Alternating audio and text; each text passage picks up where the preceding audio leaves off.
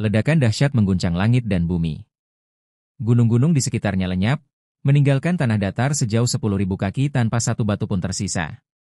Asap dan debu perlahan mereda, memperlihatkan Xiao Yan yang berdiri dengan tubuh lelah namun selamat. Serangan, api Lotus Angry Buddha, yang ia lepaskan, terbentuk dari gabungan 5 jenis api, telah memusnahkan Ren Hizi, elit 6 perubahan puncak Douzun, tanpa jejak. Kekuatan ini bahkan membuatnya yakin bahwa jika mampu menggabungkan 5 flame surgawi sepenuhnya, ia bisa menghancurkan elit Bansheng sejati dengan satu serangan. Cai Lin dan Little Fairy Doctor segera menghampiri untuk memastikan kondisinya. Xiao Yan mengaku baik-baik saja meski kelelahan parah, lalu menelan pil pemulih. Sementara itu, di kejauhan, Tian Hizi dan Di Hizi, saudara Ren Hizi, terpaku melihat kehancuran itu. Mereka terkejut sekaligus ketakutan, menyadari mereka takkan selamat jika Xiao Yan melancarkan serangan serupa. Panik, mereka memilih melarikan diri. Namun, Yao Lao tidak memberi kesempatan. Tawa dinginnya menggema saat tangan raksasa dari api terbentuk di langit, menghantam kedua bersaudara itu. Serangan Yao Lao menghancurkan pertahanan mereka dan menjatuhkan mereka ke tanah, membuat luka parah. Meski mencoba kabur ke arah berbeda, Di Hizi berhasil dihadang. Terdesak, ia mencoba mengorbankan diri untuk meledak, namun Yao Lao menembus pertahanannya dan menghancurkan semua kekuatan hidupnya. Hantu tua yang terkenal kejam itu pun tewas di tempat. Yao Lao mengambil cincin penyimpanan milik Di Hizi dan melemparkannya pada Xiao Yan, lalu segera mengejar Tian Hizi. Xiao Yan memeriksa cincin itu, termasuk milik Ren Hizi, dan menemukan harta mengejutkan, gulungan, King Kong Glass Body, skill Do kelas Tian yang dulu ia inginkan di pelelangan. Cai Lin dan Little Fairy Doctor merasa puas, 3 musuh itu memang pantas menerima nasib tragis karena perbuatan keji mereka terhadap wanita. Tak lama, Yao Lao kembali dengan senyum puas, membawa kabar bahwa Tian Hizi telah dikalahkan. Di tangannya, ia menggenggam fragmen terakhir dari peta kuno yang selama lebih dari 1 dekade telah Xiao Yan cari. Melihatnya, Xiao Yan merasa lega sekaligus gembira. Semua potongan kini lengkap, membawanya selangkah lebih dekat untuk memperoleh api lotus pemurnian iblis yang legendaris. Dengan 3 lawan bebuyutan musnah, harta berharga di tangan, dan peta kuno yang utuh, kemenangan ini menjadi titik balik besar bagi Xiao Yan. Perjalanan panjangnya menuju tujuan akhir semakin nyata, meski ia sadar bahwa tantangan yang lebih berbahaya pasti menantinya. Xiao Yan akhirnya berhasil mengumpulkan semua fragmen peta kuno yang selama ini dicarinya dengan penuh perjuangan. Yao Lao menyadari risiko besar bila orang lain tahu mereka memiliki peta lengkap yang berisi petunjuk menuju Purifying Demonic Lotus Flame, segera mengajak timnya pergi untuk menghindari perhatian para ahli kuat. Mereka meninggalkan lokasi pertempuran besar yang telah meratakan gunung, bahkan membunuh salah satu dari 3 hantu setan dia, Di Hizi, seorang Douzun puncak. Setelah memastikan tak ada yang membuntuti, Yao Lao menyegel ruang di sekitar mereka, lalu meminta Xiao Yan menyusun fragmen peta. Perlahan, peta kuno utuh terbentuk, namun isinya mengecewakan, hanya garis-garis acak tanpa informasi jelas. Meskipun mencoba meneteskan darah, peta tetap tak bereaksi, membuat suasana berubah muram. Saat frustrasi memuncak, Xiao Yan memutuskan membakarnya dengan Heavenly Flame. Anehnya, peta itu tak terbakar meski diselimuti api gabungan 4 Heavenly Flame. Atas perintah Yao Lao, ia meningkatkan panasnya. Garis-garis pada peta mulai bercahaya, hingga akhirnya melompat keluar membentuk karakter kuno di udara. 2 bulan muncul bersamaan, 9 planet sejajar. Ombak dunia muncul, api setan turun ke bumi. Yao Lao menafsirkan maknanya, fenomena alam langka ini terjadi sekali setiap 1000 tahun, dan menjadi tanda kemunculan Purifying Demonic Lotus Flame. Berdasarkan perhitungan, hanya 3 tahun lagi fenomena itu akan terjadi. 3 tahun tersebut adalah waktu persiapan bagi Xiao Yan untuk mencapai tingkat Dousheng. Jika tidak, ia hanya bisa menjadi penonton saat api setan muncul. Xiao Yan merasa getir. Semua usahanya selama bertahun-tahun hanya menghasilkan informasi yang kelak akan diketahui semua orang saat waktunya tiba. Namun Yao Lao mengingatkan bahwa kekuatan api itu terlalu berbahaya, bahkan bagi dirinya, sehingga waktu persiapan ini justru menguntungkan. Tepat ketika Xiao Yan hendak mengambil peta kembali dari dalam api, gambar teratai iblis di atasnya bergerak. Dalam sekejap, teratai itu berubah menjadi cahaya yang menembak langsung ke titik di antara alis Xiao Yan. Perubahan mendadak ini membuat wajah Yao Lao berubah drastis, menyiratkan bahwa sesuatu yang sangat besar dan tak terduga baru saja terjadi. Perubahan mendadak terjadi ketika dari peta kuno terpancar cahaya yang menembus alis Xiao Yan. Yao Lao, Cailin, dan dokter peri kecil terkejut, namun tak sempat mencegahnya. Saat menutup mata dan menelusuri dengan kekuatan spiritual, Xiao Yan menemukan sekelompok cahaya misterius di bawah alisnya, benda asing yang belum pernah ia rasakan sebelumnya. Xiao Yan mencoba mendekat dan mengurungnya, tetapi cahaya putih itu melesat seperti petir, menembus perisai spiritualnya dan langsung menyerang jiwanya. Rasa sakit menusuk membuat tubuhnya terhenti. Yao Lao segera mencoba memasuki tubuhnya untuk membantu, namun Xiao Yan membuka mata dan menghentikannya. Ia hanya bisa mengatakan bahwa benda itu menetap di alisnya, tak bisa ia sentuh ataupun usir. Setelah menanyai Xiao Yan, Yao Lao khawatir ini adalah roh seorang ahli kuno yang memasuki tubuhnya. Dari informasi yang Xiao Yan terima, hanya ada 4 kata, memurnikan Demonic Lotus Saint. Nama itu membuat Yao Lao terkejut. Ia mengenalinya sebagai sosok puncak 10.000 tahun lalu, pemilik api lotus pemurnian demonik, dan ahli yang hampir mencapai tingkat Doudi.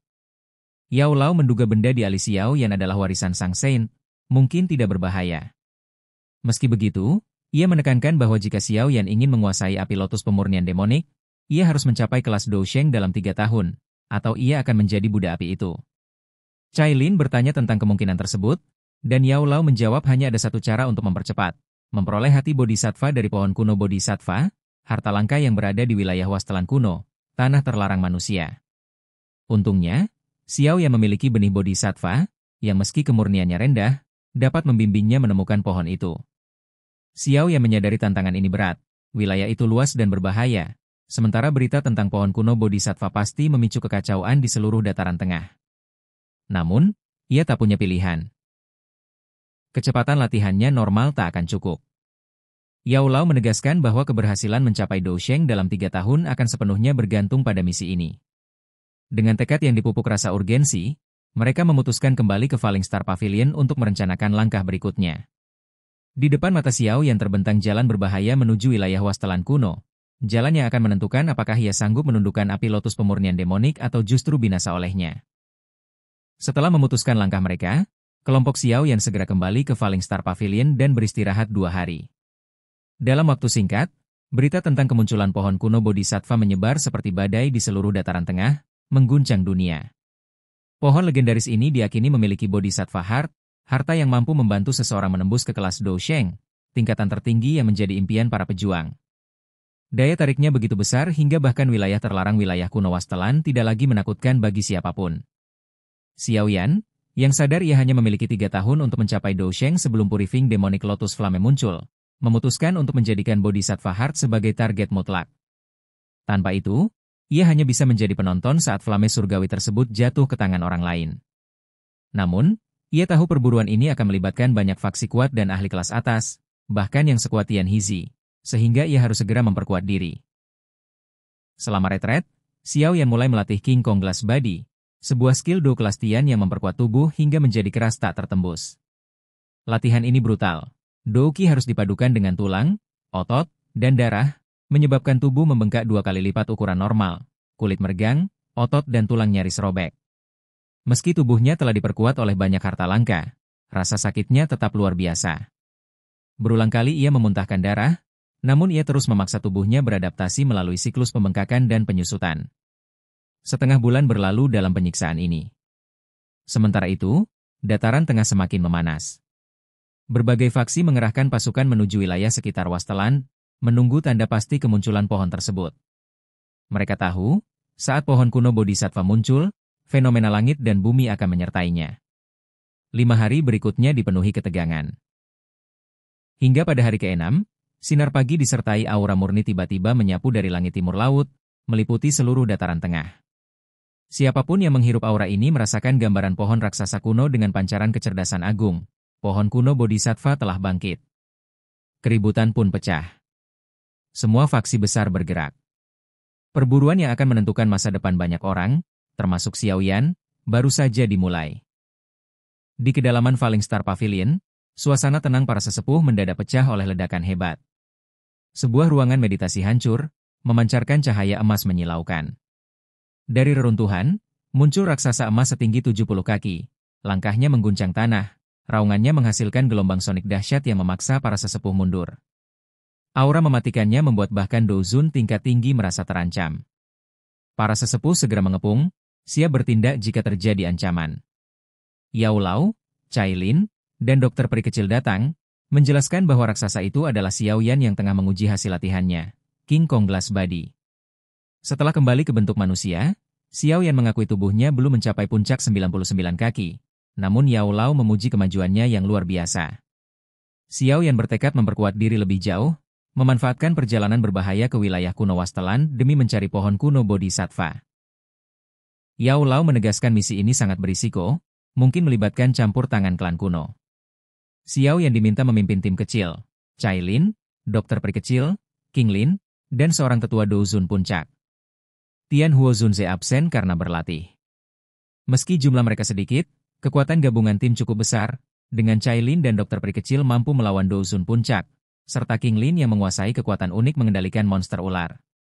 Perjalanan menuju timur laut Central Plains memakan 6 hari, melalui beberapa lubang cacing. Di sepanjang jalan, mereka melihat arus besar para ahli menuju wilayah kuno Wasteland, membuktikan besarnya godaan pohon kuno Bodhisattva, meski wilayah itu dikenal sebagai tanah terlarang manusia. Tiba di kota Wasteland, titik perbatasan terakhir sebelum wilayah terlarang, mereka menemukan kota yang biasanya sepi kini penuh sesak oleh para pemburu harta. Xiao Yan membagi tim untuk mengumpulkan informasi. 2 jam kemudian, ia kembali dengan kabar mengerikan. Semua kelompok yang masuk sebelumnya, termasuk Dozun, mati tanpa sisa. Kabar ini membuat ekspresi rekan-rekannya mengeras. Menyadari bahaya ekstrim yang menanti, Xiao Yan memutuskan strategi hati-hati. Mereka akan mengikuti dari belakang rombongan ahli yang akan masuk besok, mengamati dan menilai situasi sebelum bergerak lebih dalam. Xiao Yan tahu sedikit kecerobohan saja akan berakhir pada kehancuran total tim, sesuatu yang tidak mampu ia bayar. Dengan tekad penuh dan kewaspadaan tinggi, mereka bersiap melangkah ke wilayah paling mematikan demi meraih kesempatan langka mendapatkan hati Bodhisattva.